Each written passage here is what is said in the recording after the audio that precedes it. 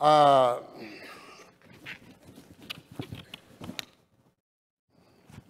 many of you recognize the name Leah Thomas? Leah Thomas. Why do you recognize that name?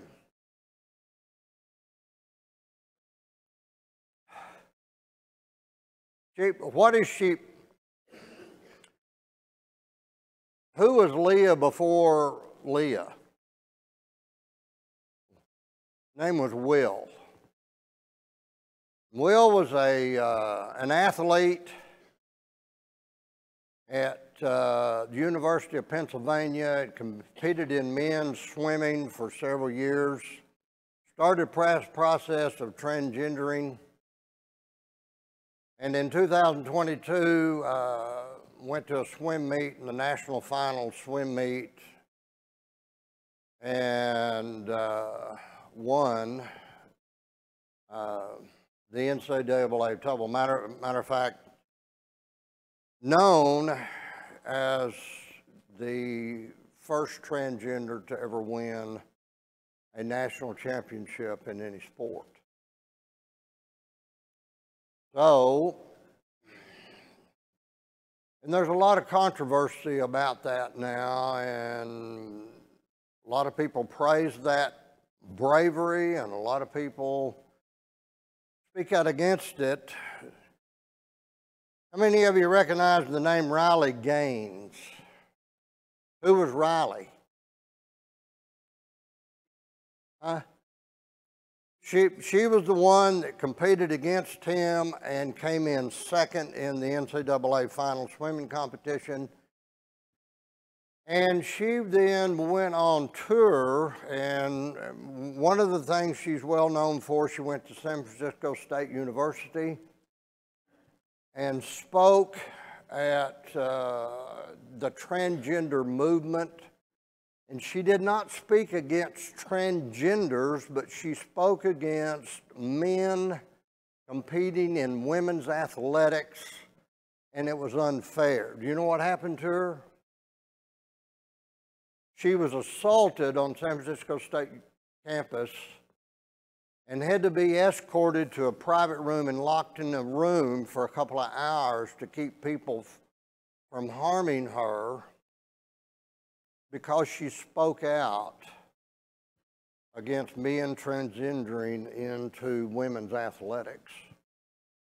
And she's been on several talk shows, and in my mind, she showed an extreme amount of bravery in doing that. And the reason I bring that up is last week after class, I had several people come up and say, I appreciate you bringing this up. We need to be talking about this more. We need to get it out in the public. We need to be having conversation.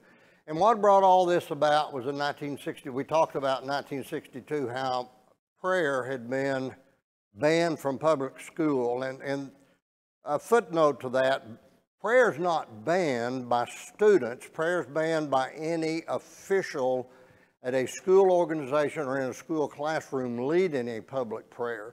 If the kids want to pray or they want to read scripture on their own, they're allowed to do that, but any official cannot do that.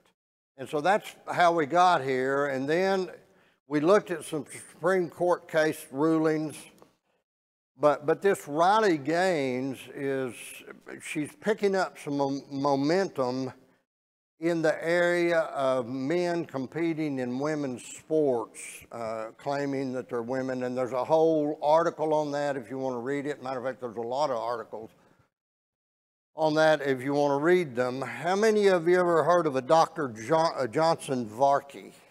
Dr. Johnson Varkey. He taught in a community college in San Antonio, Texas from 2003 to 2022. He taught biology. And he taught the same identical biology, opened his class talking about the XY chromosome, which I barely got through biology, but XX chromosome, XY chromosome determines the sex of an individual. He taught that basic biology class in September 2022 in a small community college in San Antonio, Texas. And the powers that be brought him in and fired him on the spot. A simple reason for his firing was that 3 students out of, 40-some, 50-some students in class that day got up and walked out in protest to him explaining a simple biological fact that chromosomes determine whether you're born a male or a female. They objected to that, went to the powers that be, and declared he could not scientifically declare that you're a man or a woman, and they fired him on the spot. No recourse. He is now in a suit against the university and the state of Texas. There are 6 states right now in the United States that have passed a law stating that our school systems must, let me get this right, they require schools to teach a history and social science curriculum inclusive of LGBTQ plus people and identities. 6 states. States are Nevada, California, New Jersey, Colorado, Illinois, and Oregon. Must teach your children, your grandchildren, the inclusive teaching of the LGBTQ plus in identity in public schools. Not an option. How'd we get here? Rod. All right, Rod said no one stood up. No one, and what, when you say no one stood up, I'm assuming no one spoke out against what was going on.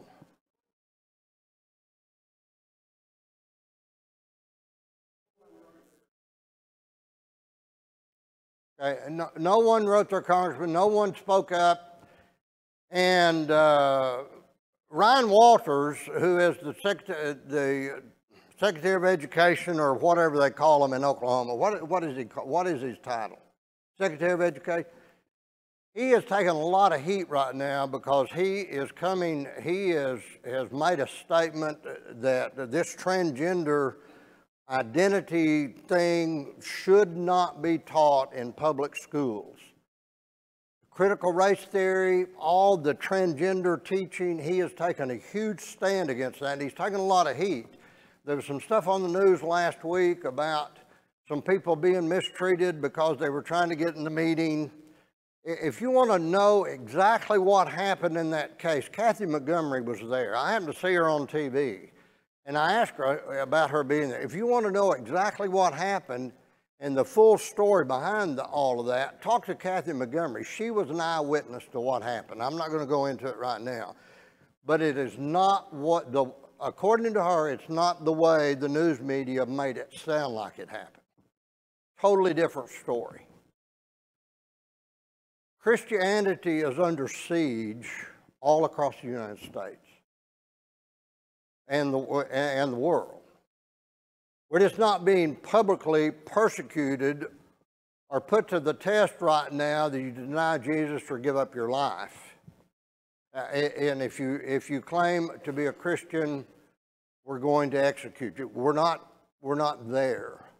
But there's a lot of persecution, and the reason I really appreciate Riley Gaines taking a stand, although and she makes a comment in one of her interviews, I do not know what God has planned for me from this day forward, but I know He is with me. That's an indication to me she is a believer. But I appreciate the fact that she was willing to take a stand on a very unruly campus, put her life at stake and go in and speak to what she thought was a bad situation for our country. And I appreciate that. And I wondered, after some of you came up and said, I'm glad you're talking about this, it's easy in this setting. I have yet anything I've said, anybody reach for a songbook, threatened to throw it at me yet. Bob, don't you start.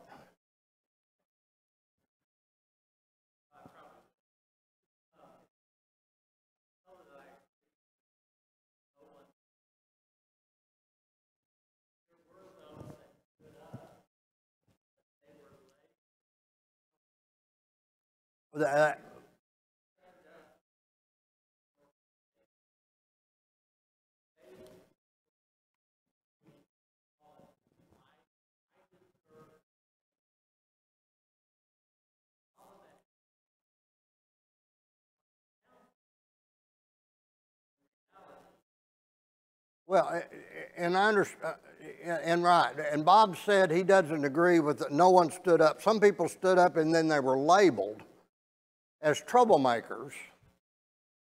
And if you're pressured enough, eventually you'll continue to live under the pressure, or you'll give up. But I think what Rob's referring to in 1962, I asked the question on Google and Bing and 2 or 3 other search engines, did anybody file a brief against the blocking of school prayer in 1962? And every one of them came back with, according to our records, we could not find one Christian organization that filed a brief against banning prayer in public school. Not one. And I think that's what Rod is referring to, that nobody stood up. And therefore, prayer was banned in public school. Lowell?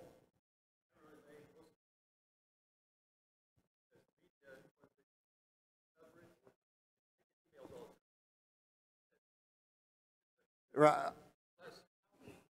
Right. Right.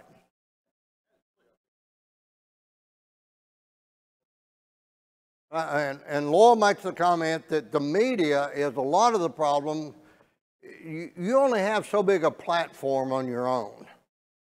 But if you can get into the media, if you can get the media attention, but it's the way they're covering things, just like this school board meeting in Oklahoma City. Kathy Montgomery will tell you that what they're reporting about how people were treated is not at all what happened. They are telling the story in a totally different light. And said, Kathy told me, she says, I was sitting within 10 foot of what happened. And it did not happen the way the news reported it. So, and it is a situation where the news media, they have a slant on things. But that's what we live with today. So anyone else? The thing is slowly, I used to think slowly, we're creeping into a situation where we've already heard, well, that's a slippery slope, and you get on it, you can't ever climb back up that hill. And that's used a lot in a lot of different situations. We're on the downhill side of the slope now, the way things are going. But the questions I have for you, before we look at some Supreme Court cases, the reason I think we're where we are today, I have about 4 or 5 Supreme Court cases I want to review with you. But does anything we've talked about, the 4 cases, the states that have said you will teach LGBTQ plus identity in public schools, those 6 states, the case of Leah transgendering into a female, winning the national championship in a swimming competition, any of that. This professor in San Antonio that was fired for teaching simple biology facts. The chromosome was discovered, I mean, in 1905, the XY chromosome.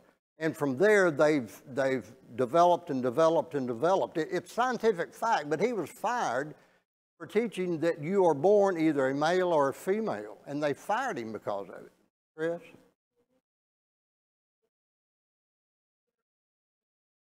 Yeah, and Chris makes the comment, there are several other states that have that on the books. They just have not passed it into law yet.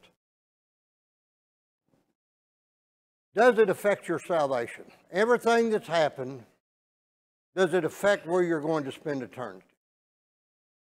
No. Why are we talking about it then?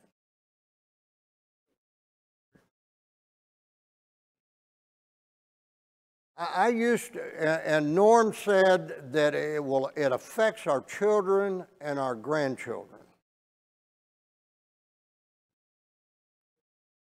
If we don't stand up against it, they won't know the difference. So therefore, do we need to be talking about this? Is it even worth our time? Norma?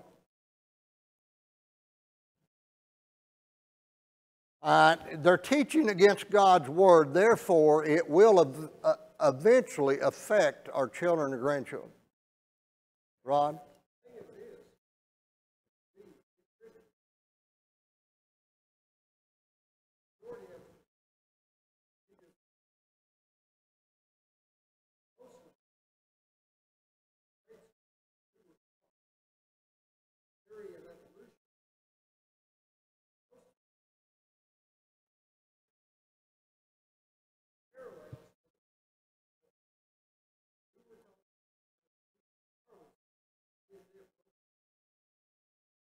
Rod made the comment that in school that he was taught the theory of evolution but nothing about God.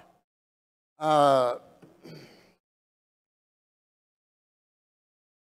could say something very sarcastic, but I'm not going to.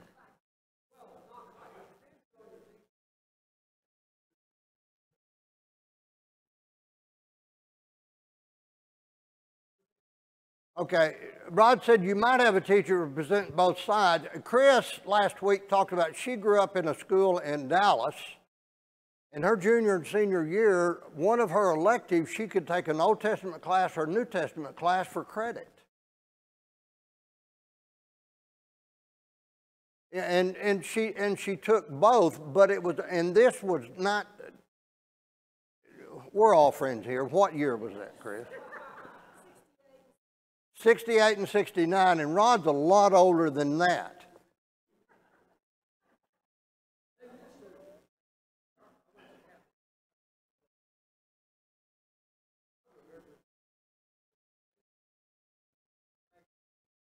Prayer over the PA system. And that,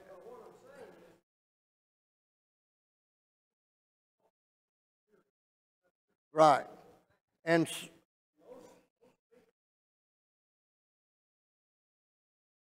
right.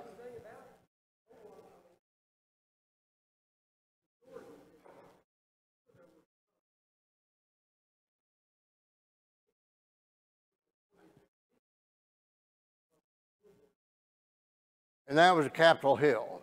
Yes, Marge.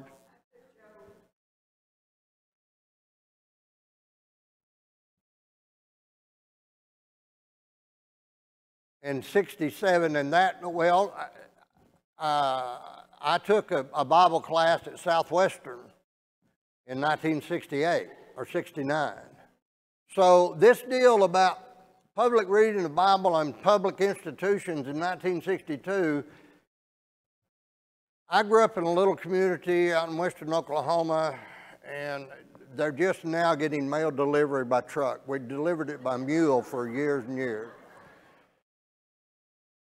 But evidently, we didn't pay any attention. Our school system, we had a prayer, we had a pledge of allegiance, and we were taught moral values. My biology teacher was not, I never known of he or his wife going to church, but he never went down the road of evolution. He just knew it wouldn't be accepted in the community we're in. He knew he couldn't get by with it. So it's a situation, it's not a trend anymore. Somebody made the comment last week that at one time, when all this came about, is you let me live my life and I'll let you live your life. You leave me alone, I'll leave you alone. But now, you accept what I am experiencing, or I will talk about you, I will label you, and any public influence you have, I will destroy it. And therefore, people zip their mouths shut. I really don't know. If I was invited to give this same lesson on a liberal college university campus, I don't know whether I'd go or not. I don't know. How many public school teachers do we have or are in here? Several. We appreciate what you did and are continuing to do in our public education system. I cannot imagine what the system would be like without good, godly Christian people in our system. It would be so much worse than it is now, but somebody is taking a stand. Darrell?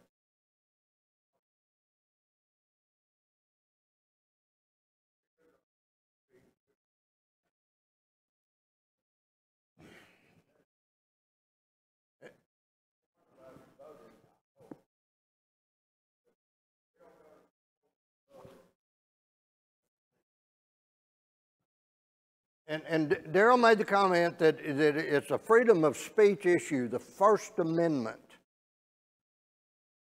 But now there's a group that is saying, I have a First Amendment right of speech, and if you don't agree with that, you do not have. The First Amendment needs to be banned across the United States because your opinion does not agree with my opinion, so therefore you can't speak, but I can speak. Rod?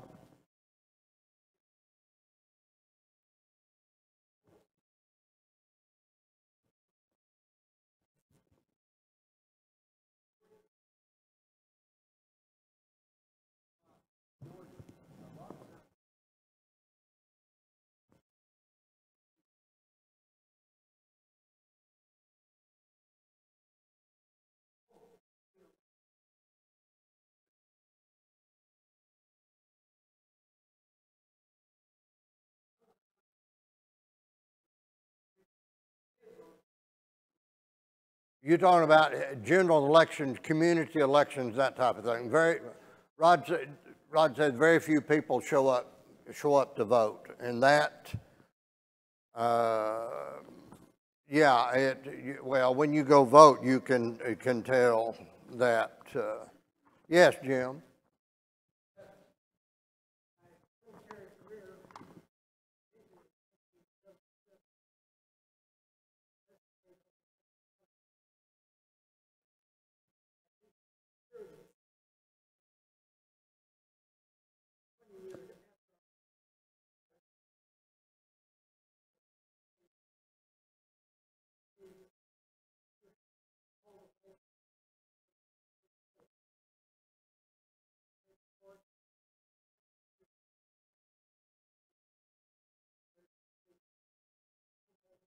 Right.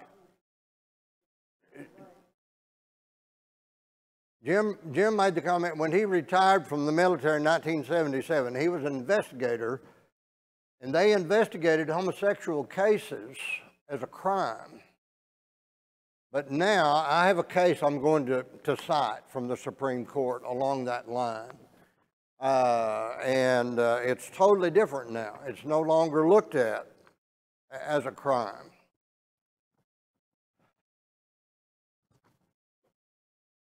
I am assuming every family in this room has someone in their family that is dealing with either transgender or homosexuality. I have two nieces that one was married for years, had two children, and decided, anyway, you know the rest of it. Every family.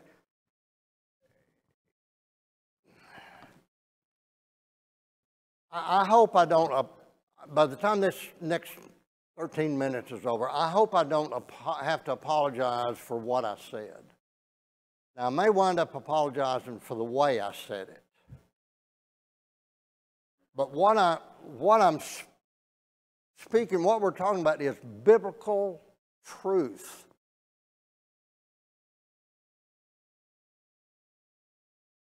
It's gluttony, lying, cheating, drunkenness, envy, pride. They're all sin. But in all of it, we need to approach people. People do not care how much you know till they know how much you care. And there are souls at stake. And we may only have one chance to get it right. So we better do it with the love of Christ.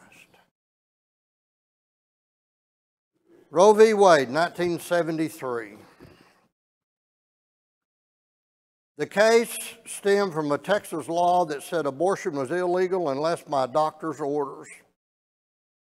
It was to save a woman's life. An anonymous plaintiff called Jane Roe, who was later identified as Norman McCorvey, filed against the Dallas County District Attorney arguing the law was unconstitutional. The decision, the Supreme Court held 7-2 that overly restrictive legislation around abortion was unconstitutional.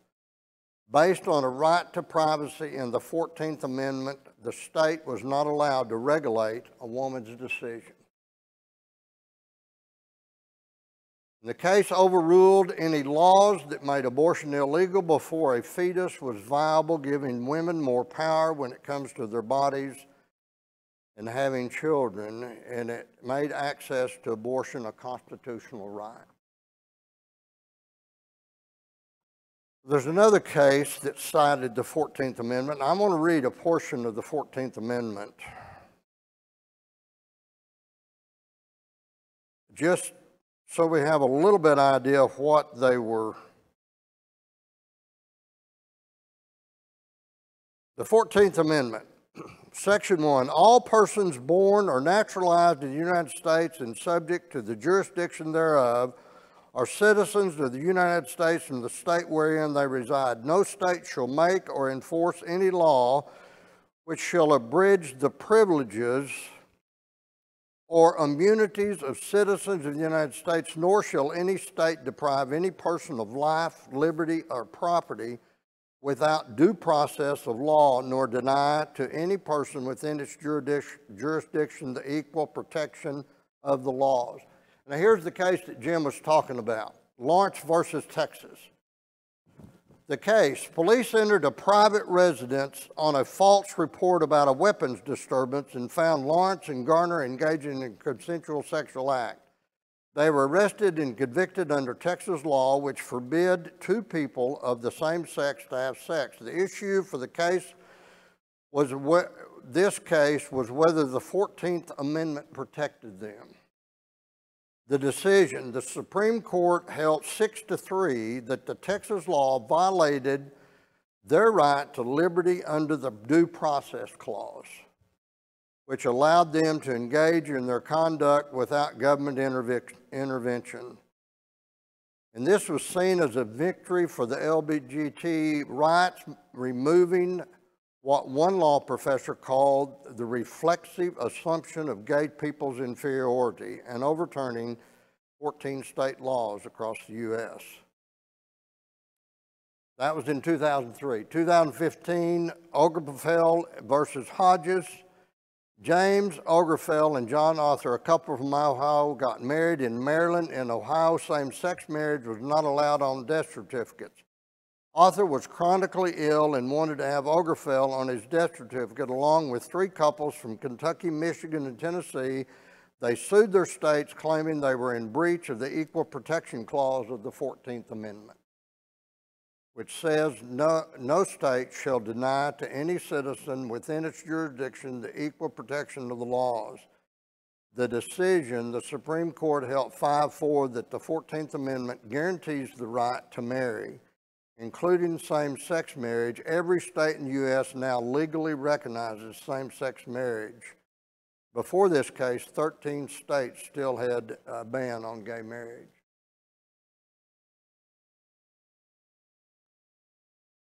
What overrides, who has authority in this? The 14th Amendment. In both these cases, the 14th Amendment was cited as a legal precedent. What about the Bible?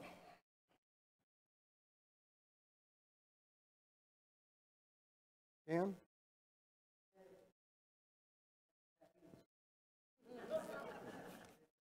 Thought that was a foreign country.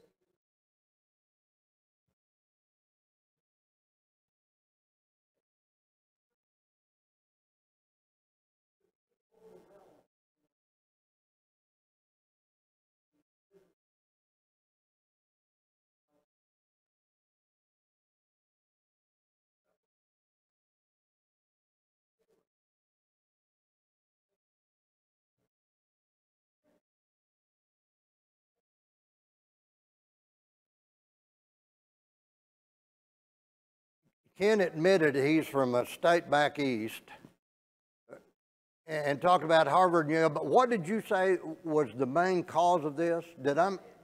Money? And Ken, and I don't doubt, there's a lot of people making a lot of money off of this deal, and I could not find the article, but I overheard a conversation. They were interviewing a couple, and it might have been one of these couples, the gay marriage deal. Their comment is we never dreamed, when we started down this road of gay couples being able to marry, we never dreamed that it would get this far. Our whole intent, the only thing we were after was to upheaval Christianity and destroy the American family. And if we can destroy the American family, eventually we can take down Christianity in the United States. And that was their whole goal.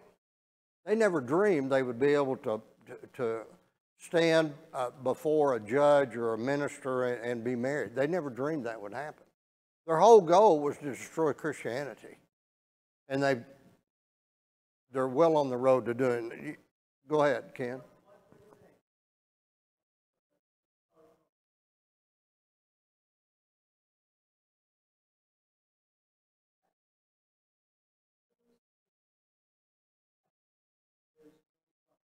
There's no,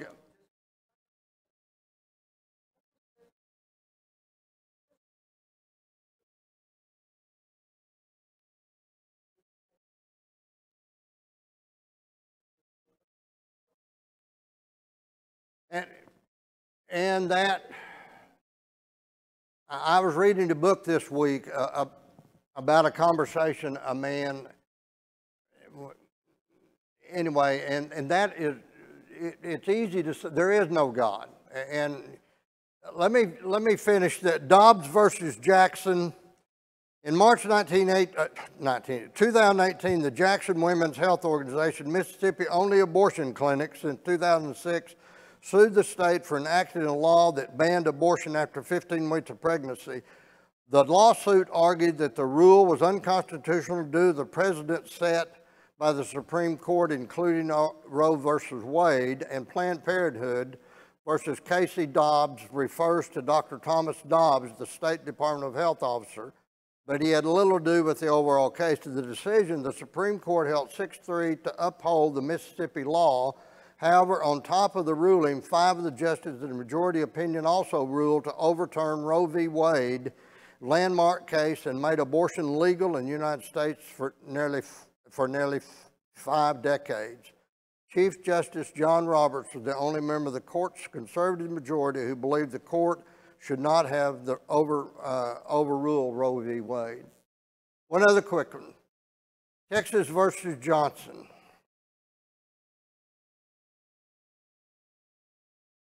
No, I went over that one last week. Okay. There was a poll done on this 6-3 decision in June of 2000. Okay, here's the last one. In June of 2023, the court ruled 6-3 that a web designer has a First Amendment right to refuse to create sites for same-sex wedding despite a state law that prohibits discrimination based on sexual orientation. This is in Colorado, and you've heard about this several times. Okay, they overruled that a web designer or a baker or has the right, if it's against their religious beliefs, to do a wedding cake or web design for a same-sex couple. Under the Freedom of Religion Act, they cannot do that, and they can't be sued. The Supreme Court ruled on that. But after the Supreme Court ruled on it, they did a poll. And this has got to be right, because it came from the New York Times.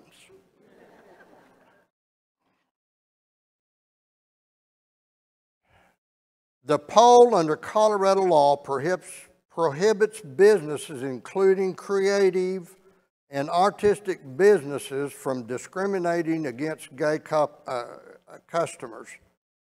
Here's the question. Do you believe this law violated business owners' rights to free speech? That was the question. The Supreme Court ruled that the business has a right under the Religious Freedom Act to not participate if they decide not to participate. The question is, do you believe the law violates a business owner's rights to free speech? How do you think the poll came out? How many do you think across the United States, to answer the New York Times poll, how many do you think agreed that it violated? What percent? We're in America. What percent do you think thought it violated? A gay couple comes in and demands that you do something for them that's an artistic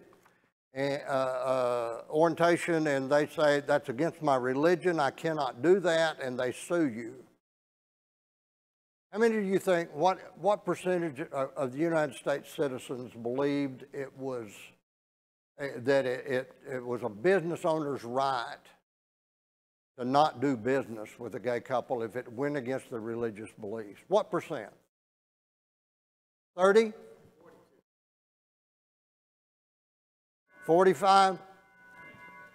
It came down only 51% of the American people believe that. 49% of the American people, according to this poll, believe that a business owner, although you have religious freedom and you stand on religious principles, if somebody wants you to do something that goes against their religion, 49% of the American people believe that you should be forced and can be sued for not participating in that. And a recent poll that came out that said that now only 33% of the American population consider themselves to be religious or somewhat religious. I understand that now. Gloria?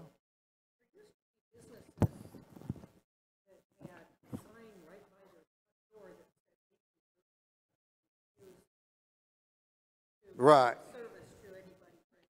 Right, right. You don't, well, Chris?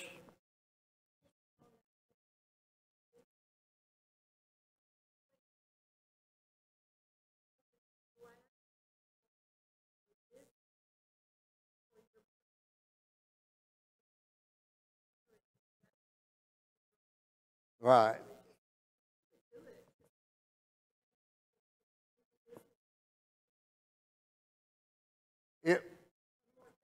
Yes.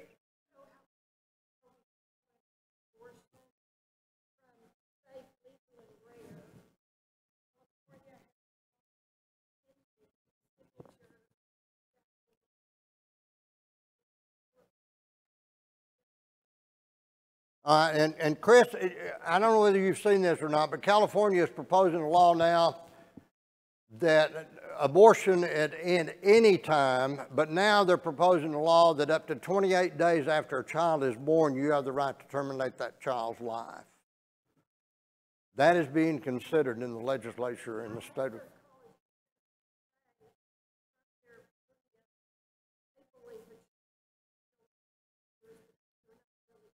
I heard that interview, and another thing, a professor is making the comment, based on a child really does not develop a personality till they're 2 years old, so you really ought to have a right as a parent, if you don't like the child the way they're acting, you ought to be able to terminate their life.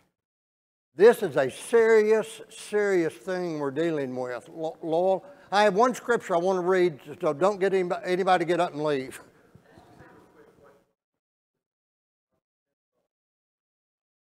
Viable, right. And right, yeah, and that's a dangerous, yes.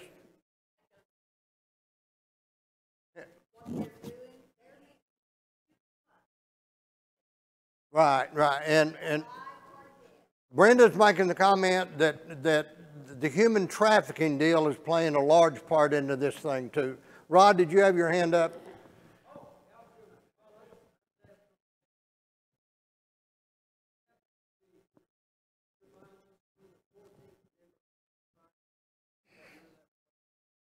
Rod, I only know what I read, and I don't have that in front of me, no. When was it? It was I have one scripture I want to share with you, Psalms 139. I told Daryl brought this passage up the other day when he was teaching, and I told him the other day, it was Psalms 119, but it's Psalms 139, verses 19 through 24. This is David speaking. Oh, that you would slay the wicked, O God. Depart from me, therefore, men of bloodshed. For they speak against you wickedly, and your enemies take your name in vain. Do I not hate those who hate you, O Lord? And do I not loathe those who rise up against you? And I hate them with the utmost hatred. They have become my enemies. There's only one word in the whole on the Old Testament and New Testament for the word hate, and it's all the same. Whether it's in Hebrew or in Greek, there is no, it's used this way one way and it's used this way one way. It's all the same in every text, 90 some odd verses. In the Old Testament, 90 some odd verses in part of the Old Testament and the New Testament. David was a man after God's own heart. This Romans 13, 1 through 5 passage, it says, you be subjected to all authority. And Norman made the comment last week, not when it goes against God's will, but whatever we do, we need to do it peacefully and without violence. But we must take a stand and speak for what is right before God. Thank you for your comments. Yeah.